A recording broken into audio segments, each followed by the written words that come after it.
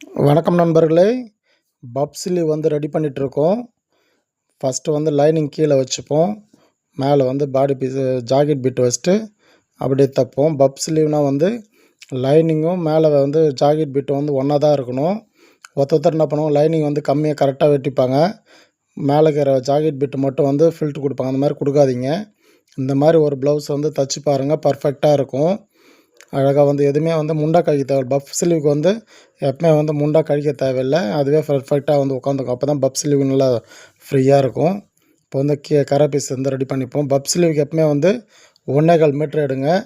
1.25 metre எடுத்தால் normal ஃபில்ட்டு ஒரு 4 inch ஃபில்ட்டு வரும். 1.5 மீட்டர் எடுத்திங்கன்னா இன்னும் கொஞ்சம் எக்ஸ்ட்ரா ஃபில்ட்டு வரும். அதில் வந்து 1.5 மீட்டர் எடுத்துங்க. எப்பவுமே நம்ம வந்து 1.25 மீட்டர் தான் எடுத்துகிட்டு வந்தாங்க அவங்க கஸ்டமரு. அதால் அதை வச்சு மட்டும் தைச்சிட்ருக்கோம். கீழே வந்து இது வந்து பார்ட்ரு கொடுக்குறோம். அந்த பார்ட்ருக்கும் வந்து லைனிங் கொடுத்துக்குறோம்.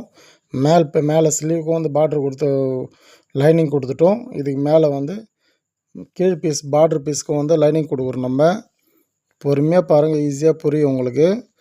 லைனிங் ஃபஸ்ட்டு கரையை மடிச்சுட்டு லைட்டாக கரையை மடிச்சுட்டு ஒரு நூல் மடிச்சுட்டு இப்போ எக்ஸ்ட்ரா பீஸெல்லாம் வந்து கட் பண்ணி எடுத்துப்போம். கீழே ஒரு தையல் போட்டு எக்ஸ்ட்ரா பீஸெல்லாம் வந்து கட் பண்ணி எடுத்துப்போம்.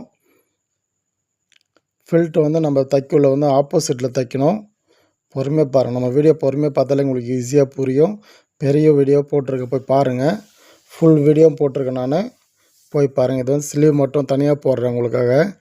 ஏன்னா வந்து நிறைய பேர் ஒரு மாதிரி தைக்கிறாங்க. சென்டர் வந்து ஒரு மேட்ச் போட்டுக்குங்க.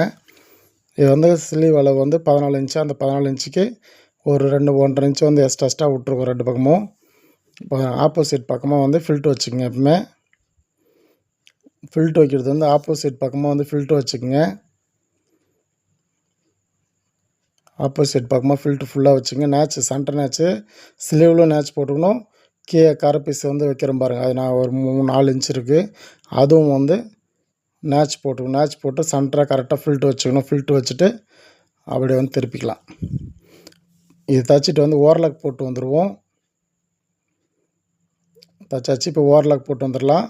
எப்போ முன்னாடியே ஓவர்லாக் போட்டு வந்து பார்ட்ரு பீஸ் பக்கம் வந்து ஒரு ஓரத்தையில் போட்டுங்க. அந்த பக்கமாக திருப்பிங்க. திருப்பிட்டு ஒரு ஓரத்தையில் வந்து போட்டுக்கலாம். போட்டாச்சு. இப்போ வந்து பாருங்கள், பர்ஃபெக்டாக இருக்குது. ஒருத்தர் என்ன பண்ணுவோம், முன்னாடியே வந்து மேல் ஃபில்ட்டு தைப்பாங்க. அந்த அப்போ வந்து ஷேப் வராது. ஸ்லீவ் ஷேப்பு தைக்கக்குள்ளே வந்து ஸ்லீவ் அட்டாச் பண்ணக்குள்ளே அப்புறமேட்டு நம்ம பக்கமாக ஃபில்ட்டு வைக்கணும். ஃபஸ்ட்டு வந்து ஆப்போசிட் ஃபில்ட்டு வச்சோம். இப்போ வந்து நம்ம பக்கமாக ஃபில்ட்டு வச்சுன்னு வரணும். ஒரே மாதிரி வச்சுட்டு வாங்க.